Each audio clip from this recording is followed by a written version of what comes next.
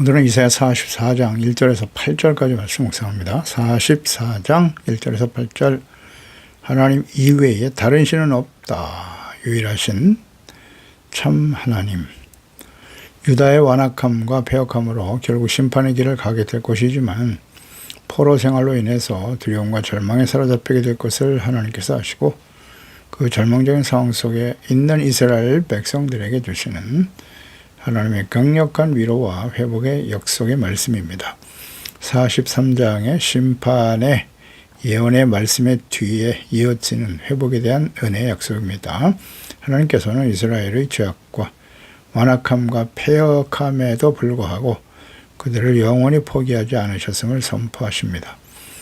본문의 핵심은 유일한 구원자이신 하나님, 또 유일하신 참 하나님에 대해서 또 그 하나님의 성령을 부어주시겠다라는 위로와 격려의 말씀이죠. 포로 생활 중 정체성을 잃어버린 백성들에게 하나님은 너는 내 것이다 라고 선언하시고요. 그들의 존재 근거와 변함없으신 하나님의 사랑의 언약을 다시 한번 강조하시고요. 절망과 두려움의 상황에 처할 때 하나님께서 어떤 분이신지, 내가 누구인지, 존재와 정체성, 하나님과의 관계 정립에 집중해야 함을 깨우쳐 줍니다.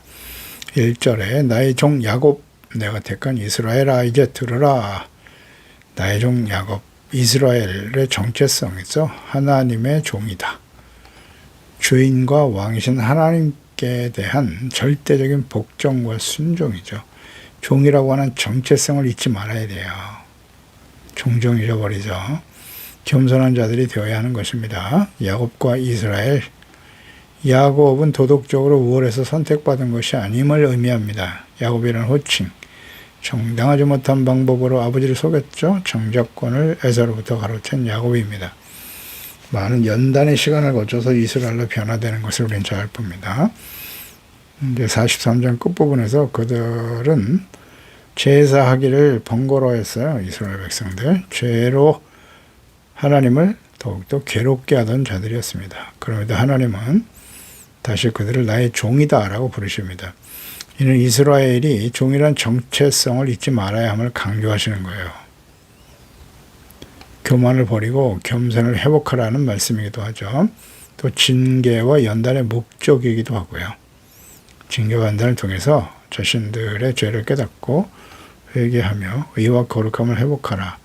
정체성 회복. 하나님은 왕이시고 우리는 그의 백성이고 우리는 종이란 사실을 잊지 말라는 거예요. 이거 회복하기 위해서 징계와 시련의 과정을 거치게 하신다.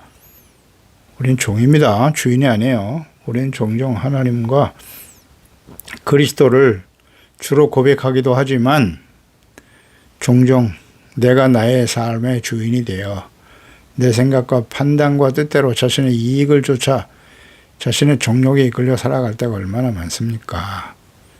종이란 사실 깨닫게 하시려고 시련과 연단의 과정을 지나게 하신다는 거 아십니까? 종의 자세는 뭐라고요? 겸손.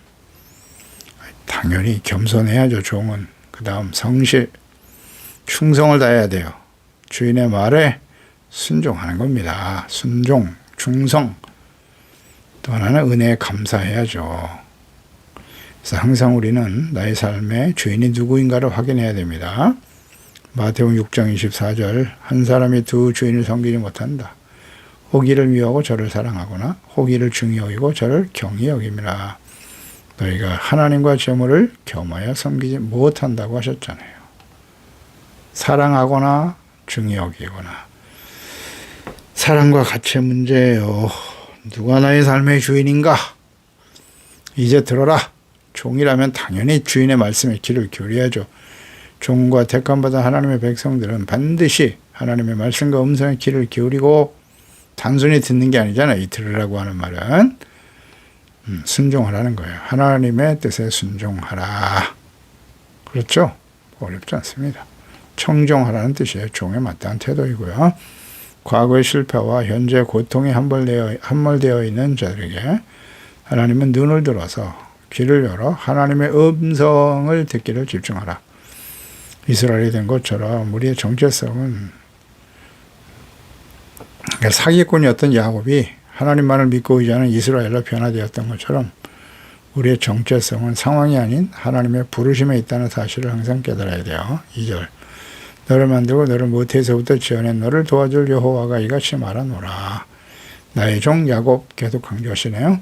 내가 택한 여수로나 두려워하지 말아라. 모태에서부터 창조하셨답니다. 태어나게 하신 분이 하나님이시다. 모태에서부터. 이것은 조상 때부터 아브라함과의 언약이기도 하고요. 사람이 태어나는 일도 하나님께서 정하신 것이고 하나님의 때에 태어나게 하시는 분이 하나님이십니다. 인정하시나요? 우리가 예수 그리스도를 주로 영접하고 하나님의 자녀가 되어 살아가는 일은 하나님께서 하신 일입니다. 요한복음 1장 12절 13절 영접하는 자 곧 그 이름을 믿는 자들에게는 하나님의 자녀가 되는 권세를 주셨으니 이는 혈통으로나 육정으로나 사람의 뜻으로 나지 아니하고 오직 하나님께로부터 난 자들이니라. 하나님 직접 나오셨대요. 하나님이 난 자들은 어떤 사람? 영접하는 자. 그 이름을 믿는 자들이에요. 영접하는. 무엇을 영접하는 거예요? 예수께서 하나님이 보내신 하나님의 아들 그리스도다. 사람의 몸을 가지고 찾아오신 예수께서 그리스도의 하나님의 아들이심을 주로 영접하는 거예요. 네, 이것이 자신의 의지와 지혜로 되는 게 아니에요. 하나님이 직접 낳은 사람들만이 할 수 있는 일이겠죠. 원인과 결과가 되기도 하죠. 성령께서 감동해 주시지 않으면 불가능한 일이에요. 에베소서 1장 4절로 5절이죠. 창세 전에 그리스도 안에서 우리를 택하셨고 창세 전이에요. 우리를 택하셨답니다. 그리고 우리로 그 사랑 안에서 그 앞에 거룩하고 흠이 없게 하시려고 이게 부르신 목적이에요. 그 기쁘신 뜻대로 우리를 예정하셨대요. 예수 그리스도로 말미암아 자기의 아들들이 되게 하셨다. 누구로 말미암아? 예수 그리스도. 예수 그리스도 안에서 예수님을 구주로 영접하고 빛이신 주님을 받아들일 때 죄가 드러났죠. 진실한 마음으로 회개하고 예수께서 하나님 보내신 하나님의 아들 그리스도이심을 알고 믿는 자들이 곧 하나님의 아들들이다. 자, 하나님께서 우리가 태어나기 전부터 모태에서 택하시고 영광스러운 하나님의 자녀로 태어나게 하시고 또 하나님께서는 영원토록 주의 자녀들을 함께 하시고 돌봐주시죠. 버리지 않으십니다. 우리를 온전케 하시는 하나님이시죠. 얼마나 감사한지. 그렇게 역사에 흘러왔어요. 이스라엘 하나님의 언약의 백성이기 때문에 2000년이 지난 후에도 이스라엘을 회복시켜주는 거 보세요. 이건 보통 사건이 아닙니다. 그렇지 않습니까? 로마에 의해서 멸망당한 이스라엘이 2000년 동안 나라가 없이 난민으로 살다가 1948년에 이스라엘이 회복되고 독립됐단 말이죠. 이 보통 일이 아니지 않습니까? 이거 이해가 안 되나요? 잘 모르죠, 사람들은. 그냥 무연히 정치적인 2차 대전 이후에 정치적 상황에 의해서 된 일이다. 그 틀린 사실은 아니죠. 그러고 배후에서 역사의 주인이신 하나님께서 이 모든 일을 이루고 계시고 그 이후에 이스라엘이 독립된 이후에 복음이 모든 민족 땅까지 확산됩니다. 20세기에. 그렇지 않습니까? 잘 한번 생각해 보시고 찾아보세요. 그 이후에 어떤 일이 세상에 일어났는가.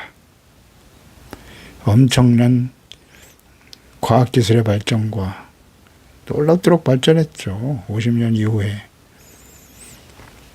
3차 산업, 정보통신, AI까지 지금 발전되어 왔는데요. 이때가 마지막 때입니다. 왜 그래야 된다고요? 정보통신, ICT 산업의 발전이 왜 필요해요? 복음이 모든 민족에게 증언되기 위해서 빠른 속도로 전파되고 증거되죠. 곧 주님이 오십니다. 여수로나 두려워하지 마라. 지금 너희가 당하고 있는 이 고난과 절망은 징계와 연단의 과정을 거쳐서 의롭고 거룩한 하나님의 자녀 백성으로 변화되도록 하기 위함이다. 이 여수론이라고 하는 뜻이 의롭고 바른 자라는 뜻이거든요. 그러니까 이 야곱과 이스라엘에 대해서 하나님이 종이라는 표현도 쓰셨고요. 나의 택한 여수로나 하나님이 택하신 목적이 뭐냐? 여수론, 의롭고 거룩한 자가 되게 하시려고. 예, 에베소서 1장 4절 이하잖아요. 우리를 택하사 우리로 사랑 안에서 그 앞에서 거룩하고 흠이 없게 하시려고. 거룩하고 흠이 없는 자가 여수룬이란 말이에요. 우리를 여수룬으로 부르셨다고요. 택하시고. 예수 그리스도를 믿고 죄사함 받고 의롭다함을 얻게 하시기 위해서 이스라엘을 부르신 목적도 그와 같다. 여수론이 되게 하시는 거예요. 하나님의 뜻과 마음 잊지 말아야 돼요. 비록 범죄하고 죄악 가운데 있지만 하나님께서는 징계와 연단의 과정을 통해서 우리를 새롭게 하신다. 그래서 용서와 회복의 은혜로 변화될 미래의 모습이기도 하고요. 하나님의 기대와 사랑이 담긴 호칭이죠. 여수로나 두려워하지 마라. 비록 그들이 바벨론에 의해서 멸망을 당하고 포로 생활을 하고 있습니다만 하나님의 뜻은 여수론이 되도록 하기 위한 과정이다. 거룩한 하나님의 자녀로 변화시키는 과정이기 때문에 두려워하지 말라는 겁니다. 하나님의 뜻은 분명하잖아요. 그 하나님의 뜻을 모르기 때문에 두려워하는 거예요. 내가 왜 이런 시련과 감당할 수 없는 고난과 환난 속에 절망 속에 떨어져야 하는가? 그거 아직도 물으면 안 됩니다. 하나님의 자녀들은 하나님이 살아계시지 않기 때문일까요? 하나님이 우리의 기도를 듣지 않으시기 때문일까요? 하나님 우리의 삶에 아무런 영향도 줄 수 없는 분이신가요? 그렇게 생각하는 사람이 많아요. 하나님 몰라도 너무 몰라. 하나님은 그런 분이 아니에요. 내가 하나님의 자녀가 아니거나 신앙생활을 했는데 거듭나지 못한 그냥 교인인 경우가 많죠. 그런 사람들은 대부분 시련과 어려움을 만나보면 자신이 알곡인지 가라진지 드러나는 거예요. 하나님을 원망하고 불평합니까? 존재를 부인합니까? 글쎄요. 그런 사람이 진정 하나님의 자녀를 알 수 있나요? 하나님을 인격적으로 만났고 하나님이 어떤 분이시고 지금 나에게 왜 이러한 시련과 어려움들이 다가오는가? 하나님이 어떤 생각과 뜻을 갖고 계신가? 이거 모르면 두려워하고 원망 불평하고 하긴 뭐 애굽에서 구원받은 이스라엘 백성, 홍해를 건넌 이스라엘 백성들도 원망 불평하다가 광야에서 다 죽었으니까요. 정말 조심해야 됩니다. 하나님의 뜻은 뭐다? 신명기 8장 2절 이하잖아요. 40년 동안 광야를 지나게 하신 이유는 너로 겸손하게 하시려고 낮추시고 하나님의 말씀과 뜻을 지키는지 지키지 아니하는지를 테스트하시기 위한 과정이었다. 사람이 떡으로만 사는 게 아니라 하나님의 입으로 나오는 말씀으로 사는 것임을 깨닫게 하시려고. 그게 하나님 광야를 우리에게 허락하신 목적이잖아요. 그래서 두려움을 극복하는 방법은 무엇입니까? 어렵지 않죠. 여호수아서 1장 6절 이하에 강하고 담대하라. 여호수아에게 가나안 땅을 향해 나아가라고 말씀하시면서 주신 하나님의 뜻이잖아요. 담대하라. 담대할 수 있는 이유는 조상에게 맹세하여 그들에게 주리라 한 땅을 이 백성에게 차지하게 할 것이다. 하나님 주시겠다잖아요. 그러므로 강하고 담대하라. 그리고 모세가 내게 명령한 그 율법을 다 지켜 행하고 좌로나 우로나 치우치지 말라 그리하면이잖아요. 조건적. 그러니까 우리는 뭘 하면 돼요? 하나님의 말씀에 귀를 기울이고 묵상하고 그 말씀대로 순종하는 삶을 선택하는 거예요. 잘못된 건 회개하고 버리면 되고요. 그리하면 어디로 가든지 형통하게 될 것이고 또 하나는 내 율법책을 그렇잖아요. 좌로나 우로나 치우치지 않으려면 어떻게 해야 돼요? 이 율법책을 내 입에서 떠나지 말게 하고 그것을 주야로 묵상하고 그 기록한 대로 다 지켜 행하라 그리하면 조건죠. 그러니까 말씀을 묵상하면 돼요. 그 말씀대로 가면 돼요. 그러면 내 길이 평탄하다, 형통하다, 명령한 것이 아니냐. 담대하라, 두려워하지 말라. 아멘. 두려움이 찾아온 원인은 분명해요. 말씀대로 주님이 말씀하신 대로 거기를 가고 있지 않기 때문이에요. 자신이 선택한 길을 가면 언제나 우리가 감당할 수 없는 장애물이나 시련을 만나게 되면 두려워하게 되는 거예요. 근데 이 길을 하나님이 가라고 하신 길이잖아요. 그 길을 갔어요. 가다가 어려움을 만난다? 걱정할 거 없어요. 하나님이 함께 계시잖아요. 예수님과 함께 했던 제자들을 보세요. 주님께서 갈릴리 호수를 건너가라. 주님의 명령에 따라 가다가 풍랑이 일어났잖아요. 이거 주님이 가라고 하신 길인데 왜 이런 시련과 어려움이 다가오지? 제자들이 두려워 떨었죠. 그때 예수님 찾아오시잖아요. 무리를 걸어서 찾아오시잖아요. 예수님께서. 내니 두려워 말라. 안심하라.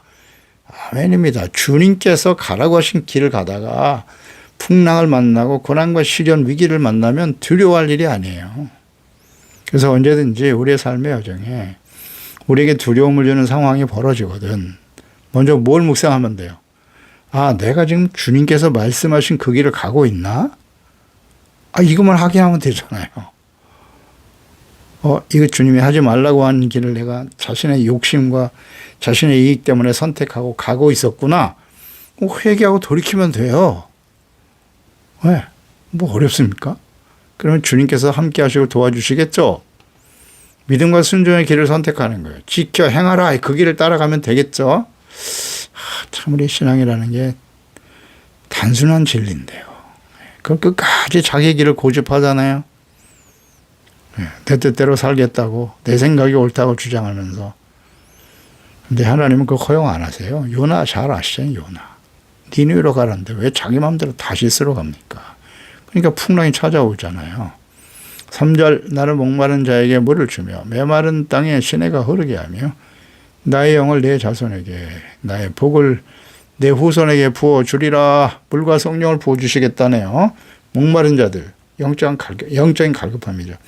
그러니까 우리의 삶에 여러 가지 시련과 어려움이 다가오지만 하나님의 자녀들에게 있어서 위기와 시련은 영적인 갈급함에 초점을 맞춰야 돼요. 그리고 그 영적인 갈급함은 오직 하나님께서 보내주실 생수가 되신 예수 그리스도겠죠. 성령을 통해서만 채워집니다. 아멘. 이거 모르면 안 돼요. 그래서 이 예언의 말씀이죠. 예수님의 초림과 재림을 통해서 보내실 성령을 통해서 영적인 회복과 하나님 나라의 회복에 대한 예언의 말씀이기도 하죠. 목마른 자에게 물을 주는 거예요. 영적으로 갈급해서 하나님의 도우심을 간절히 구하는 자겠죠. 또 나의 영을 내 자손에게 부어줄 것이다. 하나님의 성령이 부어줘야 되고요. 물을 주신다. 자, 이거 한번 묵상해 보세요. 물과 영이네요. 이것이 복이래요. 나의 복을 내 후손에게 부어준다. 하나님이 주시는 복은 뭐다? 물과 성령이네요. 물과 성령이다. 자, 이 물과 성령 하면 우리가 묵상되는 바가 뭐예요? 요한복음 3장이잖아요. 거듭남에 대한 니고데모를 향한 예수님의 가르침이 있죠. 예수께서 대답하여 이르시되 이 물을 마시는 자, 요한복음 3장이죠. 물과 성령으로 거듭나지 아니하면 너희들이 결코 하나님의 나라를 볼 수도 없고 들어갈 수 없다라고 말씀하셨어요. 그렇죠? 물과 성령으로 거듭나야 된다는 말씀도 하셨고, 물과 성령은 예수께서 생수가 되시고 하나님의 성령을 부어주실 것이다. 요한복음 4장으로 연결되죠. 또 수가성 여인에게 주님께서 사마리아잖아요. 여인을 만났을 때 예수께서 대답하여 이르시되 이 물을 마시는 자만 다시 목마를 거야. 그러나 내가 주는 물을 마시는 자는 영원히 목마르지 않는다. 내가 주는 물은 그 속에서 영생하도록 솟아나는 샘물이 될 것이다. 예수님께서 주시는 물, 생수, 십자가에서 자신의 몸을 희생제물로 주시고 불가피를 쏟아내심으로 인해서 주시는 생명의 물이겠죠. 생수가 되는 거예요. 이것은 요한복음 7장 37절로 이어지잖아요. 명절 끝날에 누구든지 목마르거든 내게로 와서 마셔라. 나를 믿는 자는 성경의 이름과 같이 그 배도 생수의 강이 흘러날 것이다. 이것은 뭐냐? 그는 믿는 자들이 받을 성령을 가리켜 말씀하신 것이다. 성령을 부어주시겠다고요. 물과 성령. 물과 성령. 예수께서 오시기 전에 세례 요한이 물로 세례를 주었다. 생수의 의미도 있고요. 진심으로 회개하는 자에게 예수 그리스도께서 하나님께서 성령을 부어주심으로써 주님을 온전히 깨닫게 되는 거예요. 이게 복이라고요. 하나님을 알고 죄사함 받고 용서받게 되는 것이다. 그래서 예수님의 십자가의 복음이 십자가의 죽으심과 부활이 복음이라는 거야. 나의 복이다. 그러니까 우리는 복을 받은 사람들이에요. 예수 그리스도를 알고 보내신 성령으로 거듭나 하나님의 자녀가 되어 살아간다는 것, 팔복으로 이어지죠. 예수께서 선상순 팔복, 무엇이 복이에요? 5장 3절 10년이 가난한 자가 복이 있는 것이고요. 의에 줄이 있고 목마른 자가 복이 있는 거예요. 그들이 배부름을 얻게 될 것이고 천국이 그들의 것입니다. 아멘입니다. 나의 복을 내 후손에게 부어줄 것이 있다. 하나님의 복은 목마른 자에게 주시는 생수가 되시는 예수 그리스도. 그렇지 않나요? 예수 그리스도 또 성령을 보내주셔서 거듭나게 하시는 거예요. 영광스러운 하나님의 자녀가 되게 하는 것임을 명심해야 합니다. 부어준다. 부어주신대요, 성령을. 인색함이 없이 넘치도록 부어주시는 거예요. 충만케 하시겠다는 거죠. 부모 세대의 신앙 회복이 자녀 세대 후손에게 복으로 흘러가는 언약의 계승. 하나님께로부터 받은 복이 무엇인지를 잘 알고 있나요? 알고 있나요? 그럼 모르면 이게 복이 무엇인지도 모르는 거죠. 세속적인 부와 재물, 성공, 명예가 아니라 물과 성령으로 충만해서 거듭나고 충만하여 주 예수 그리스도를 주로 섬기며 하나님의 영광스러운 자녀가 되어 살아가는 이것이 복입니다. 4절 그들이 불 가운데서 솟아나기를 시냇가에 버들같이 할 것이다. 솟아나다. 물이 잘 공급되어 풍성하게 자라나는 나무와 풀의 모습을 보여주네요. 물과 성령을 부어주심을 통해서 새 생명이 영적으로 자라고 번성한다라는 것을 의미하는 거죠.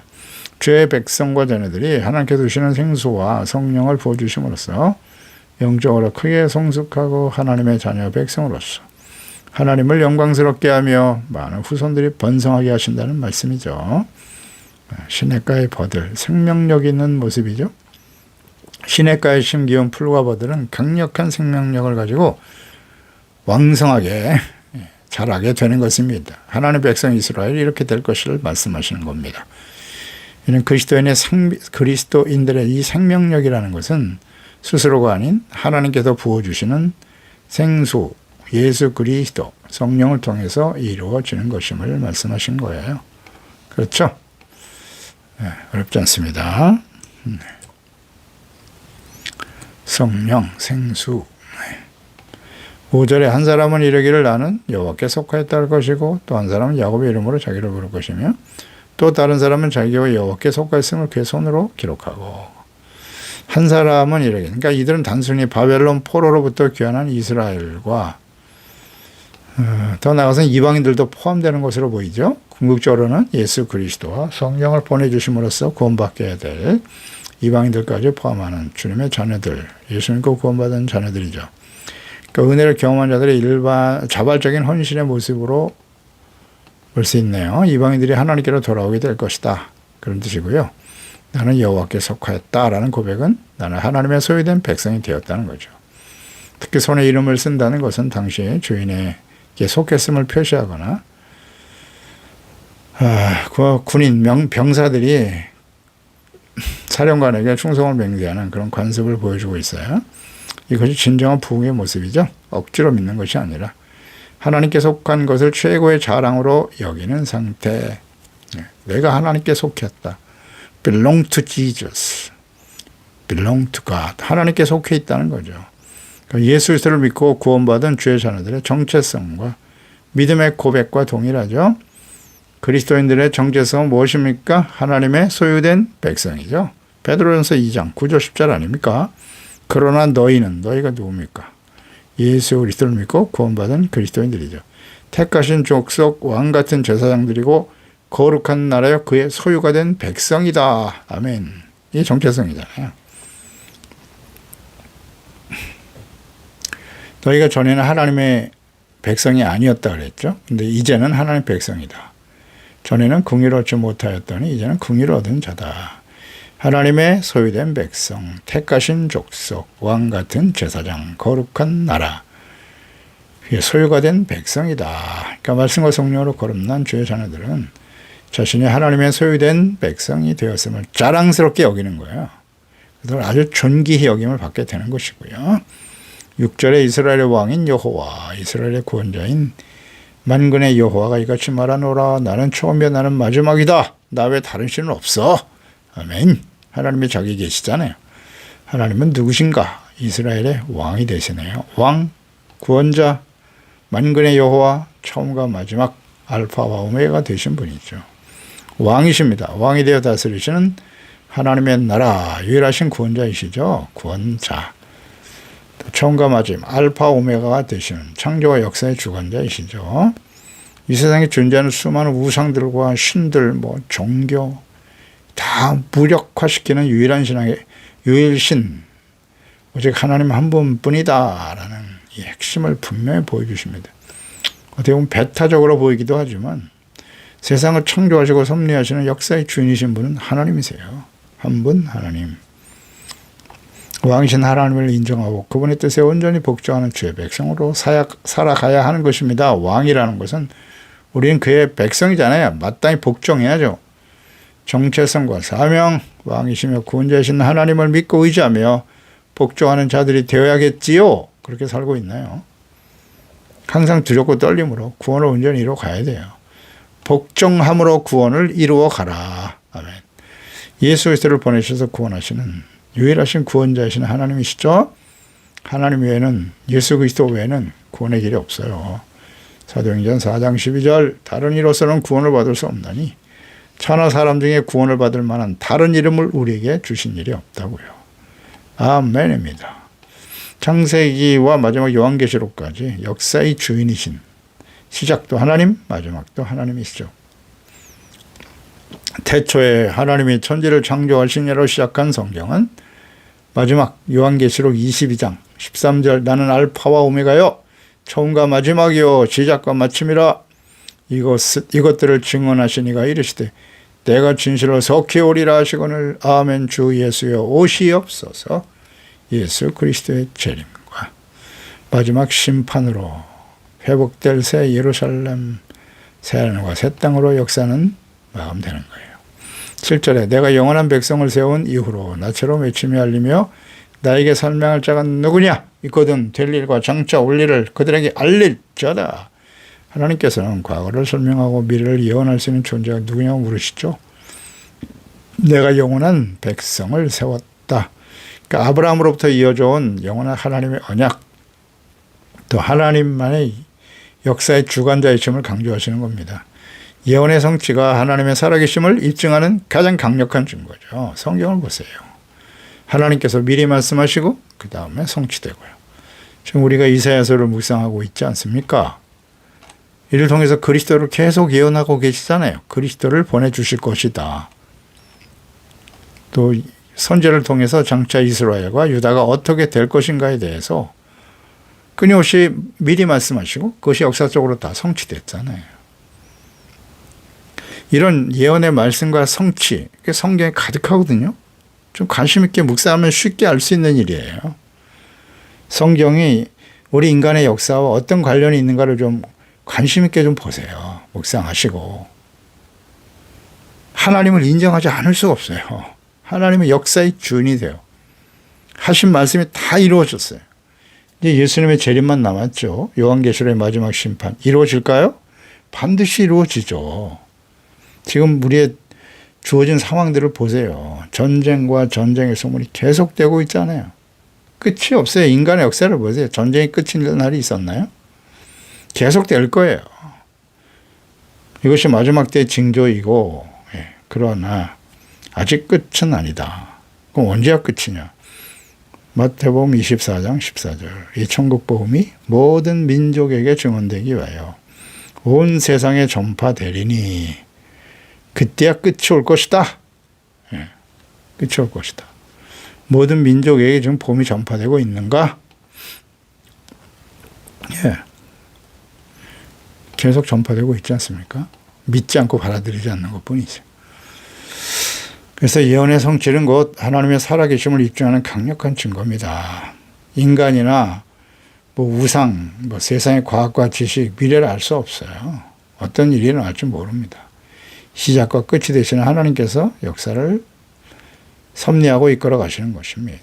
주의 자녀가 세상을 향해 담당할 수 있는 근거가 세상을 향해서 어떤 사람을 만나도 담대하고 당당할 수 있는 근거는 하나님의 말씀이란 확실성이에요. 세상은 내일에 대해 불안하지만 주의 자녀들은 말씀 속에 계실 땐 하나님의 계획을 신뢰하면서 인류의 시작과 마지막, 인간의 삶의 시작과 마지막까지 성경을 통해서 자세히 계시해 주셨습니다. 네.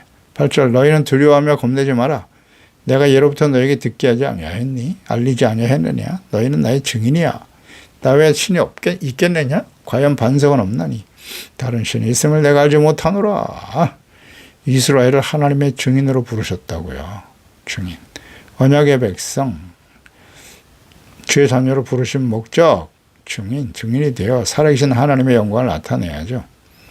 또 예수 그리스도를 보내시고 그 예수님을 인격적으로 만난 사람들, 성령을 부어주심으로써 거듭나게 하시고 하나님을 알고 경외하는 자들이 예수님의 증인이 될 수 있는 거예요. 사도행전 1장 8절. 오직 성령이 임해야 돼요.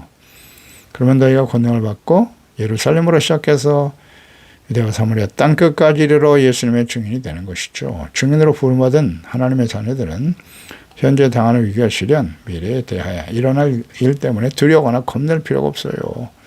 하나님께서 말씀하시고 듣게 하시고 알게 하셨어요. 당시에 이스라엘 백성들 포로로 끌려갔지만 70년 이후에 회복시켜 주실 것을 약속하셨고요. 성경을 보세요. 정확하게 성취되잖아요. 또 예수 그리스도의 초림에 대해서도 또 재림에 대해서도 이미 다 말씀하셨고요. 예언돼 있어요. 마지막 심판까지도 이루어지겠죠. 그런 거로 우리는 깨어 기도해야 되는 것이고요. 주님 오실 날을 간절히 사모하고 거룩한 행실과 경건의 삶을 지켜가야 하는 것입니다. 기도하겠습니다. 하나님 아버지 감사합니다. 오늘도 주의 말씀을 통해서 예수 그리스도 안에서 우리를 택하여 부르시고 하나님의 자녀 영광스러운 예수님의 증인되게 하심을 감사합니다. 하나님께서 이스라엘 백성들을 증인으로 세우셨다고 강조하십니다. 나의 종이라고 말씀하시고 하나님 우리의 왕이세요. 우리의 구원자이시고 역사의 주인이신 살아계신 하나님이 아니시겠습니까? 이 하나님께 대한 우리의 태도, 우리의 정체성과 사명과 뜻을 바르게 이해하고 예수님 오실 그날 약속의 말씀대로 이루어지겠죠. 그 순간까지 종된 마음으로 늘 겸손하게 두렵고 떨림으로 항상 구원을 온전히 이루어가는 지혜로운 하나님의 자녀들이 다 되게 하소서. 예수님의 이름으로 기도드리옵나이다. 아멘.